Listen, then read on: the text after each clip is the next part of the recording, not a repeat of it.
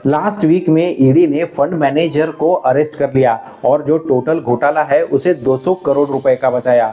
ये फंड काफ़ी well reputed fund पहले भी रहा है और अभी भी अच्छा वेल रेप्यूटेड फंड है।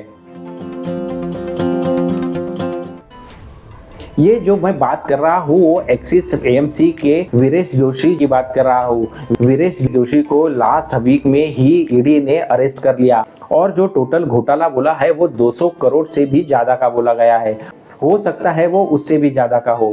इसके पहले भी ये केस को लेके काफ़ी सारे न्यूज़ आ चुके हैं, लेकिन अभी फिर से ये न्यूज़ में है क्योंकि रिसेंट ही वीरेश जोशी को ईडी ने अरेस्ट कर लिया है।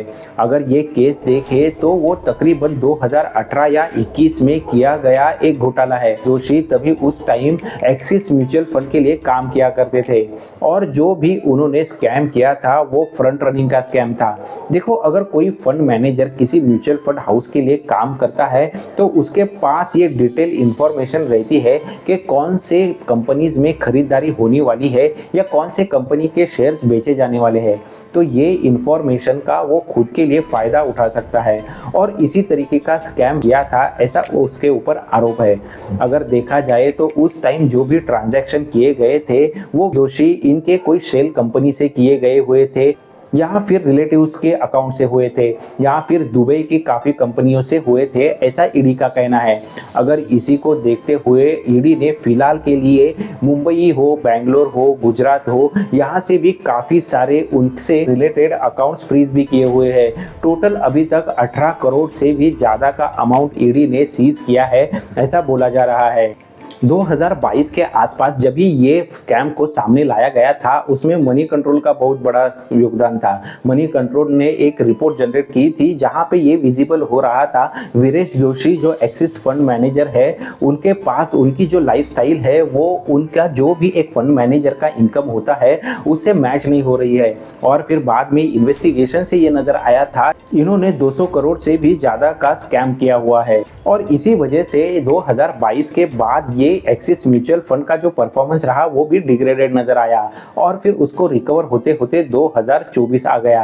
अभी भी देखो, जो पहले तो इसका पुलिस ने इन्वेस्टिगेशन किया, बाद में सेबी का इन्वेस्टिगेशन और अभी फिर से यहाँ पे ईडी का इन्वेस्टिगेशन चल रहा है।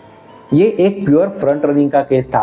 इसमें काम कैसे होता है कि समझो फंड मैनेजर को जो भी इंफॉर्मेशन होती है उसके वजह से वो अपने रिलेटिव्स या फिर बाकी शेल कंपनी से जो भी कंपनी में बाइंग होने वाली है उससे पहले ही बाय करके रखता है और जैसे ही इंस्टीट्यूशंस या वो म्यूचुअल फंड वो कंपनीज में अपनी खरीदारी कर लेता है तो फिर ऑटोमेटिकली वो कंपनीज का शेयर प्राइस बढ़ने लगता है और एक बार वो बढ़ के हाई लेवल पे चला जाए तो फिर ये फंड मैनेजर जहाँ पे भी उसने अपनी पोजीशन बनाई है वहाँ से उसको सेल करना चालू कर देता है। तो फिर उसके लिए तो ये प्रॉफिट बुकिंग हो गई। लेकिन फिर ऐसे कंपनियों में या फिर ऐसे म्यूचुअल फंड्स में जो भी इन्वेस्टर्स का पैसा लगा रहता है वो डायरेक्टली या इनडायरेक्टली लॉस में ही कन्वर्ट हो जाता है। तो इसी वजह से ये जो फ्रंट रनिंग का केस सामने आया था उसको लेके एक्सिस फंड का जो परफॉर्मेंस था वो भी काफ़ी डैमेज हो चुका था और अभी फिर से जब भी ईडी ने अरेस्ट किया है तभी फिर से एक बार ये चीज़ न्यूज़ में दिख रही है। तो ये सिनारियो के बाद अभी मुझे भी काफ़ी सारे ऐसे सवाल आ रहे हैं कि क्या इससे के वजह से अभी मेरे म्यूचुअल फंड पे कुछ इम्पैक्ट होगा क्या। अगर देखो, अभी आप देखने जाओगे तो जोशी का एक्सिस म्यूचुअल फंड से अभी तो फंड मैनेजर का रिश्ता है नहीं, तो ऐसे में फिर हमारे म्यूचुअल फंड पे इसका इम्पैक्ट होने के काफ़ी कम चांसेस है। तो हम अगर हमारी इन्वेस्टमेंट एक्सिस म्यूचुअल फंड में कर रहे हैं तो फिर वहाँ पे ज़रूर कंटिन्यू रख सकते हैं। अभी रिसेंटली हमने क्वांट म्यूचुअल फंड के लिए भी फ्रंट रनिंग का जो केस हुआ था वो देखा था। तो ऐसे में अगर समझो किसी की पूरी investment quant mutual fund house में ही है तो फिर वो एक बहुत बड़े रिस्क में आ जाती है। और इसीलिए कभी भी अगर हम हमारी इन्वेस्टमेंट कोई भी म्यूचुअल फंड में करते हैं तो केवल उसके पास के रिटर्न देखना सफिशिएंट नहीं होता या फिर रेशोज भी इम्पोर्टेंट नहीं होते, उतना ही उस फंड के लिए कौन से फंड मैनेजर है वो देखना भी ज़रूरी हो जाता है।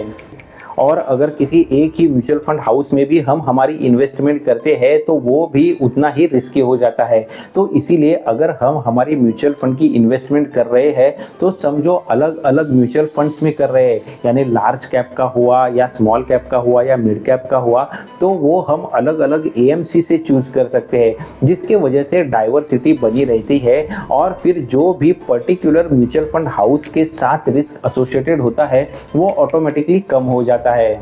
ये पूरे स्कैम को देखें या इसके जैसे बाकी के भी स्कैम्स देखें तो हमें एक बात को काफ़ी पॉजिटिवली लेना चाहिए कि इतने सारे स्कैम होने के बावजूद भी अगर हम म्यूचुअल फंड का रिटर्न देखें या मार्केट का परफॉर्मेंस देखें तो वो एक काफ़ी अट्रैक्टिव होता रहता है, यानी लॉन्ग टर्म में वो एक आम इन्वेस्टर को अच्छा खासा रिटर्न देता हुआ ही नज़र आता है।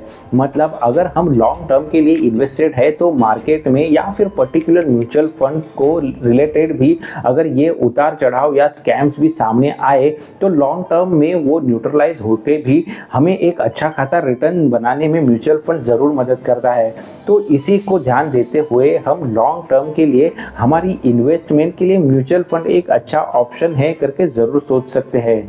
लेकिन ये सबसे हमें क्या समझ में आता है कि भले हम हमारी म्यूचुअल फंड की इन्वेस्टमेंट कर रहे हो तो भी इंडस्ट्री में क्या चल रहा है, उसके रिलेटेड क्या न्यूज़ है, क्या उतार चढ़ाव हो रहे हैं, उसके लिए हमें थोड़ा बहुत तो अवेयर होना ज़रूरी है। और देखो इसके लिए आपको ये यूट्यूब चैनल भी ज़रूर मदद कर सकता है। तो ऐसे ही फाइनेंस रिलेटेड अपडेट्स हो, म्यूचुअल फंड एनालिसिस हो या फिर इन्वेस्टमेंट रिलेटेड न्यूज़ हो, उसके लिए आप ये चैनल को ज़रूर सब्सक्राइब कर सकते हो। साथ ही में यहाँ पे मनी कंसेप्ट्स हो या फिर इंटरेस्टिंग वीडियोस हो वो भी आते हैं जो आपको मदद कर सकते हैं। आज का वीडियो आपको कैसे लगा वो कमेंट करके ज़रूर बताइए। जल्दी मिलते हैं नेक्स्ट नॉलेजेबल इंफॉर्मेटिव वीडियो में। Thanks for watching.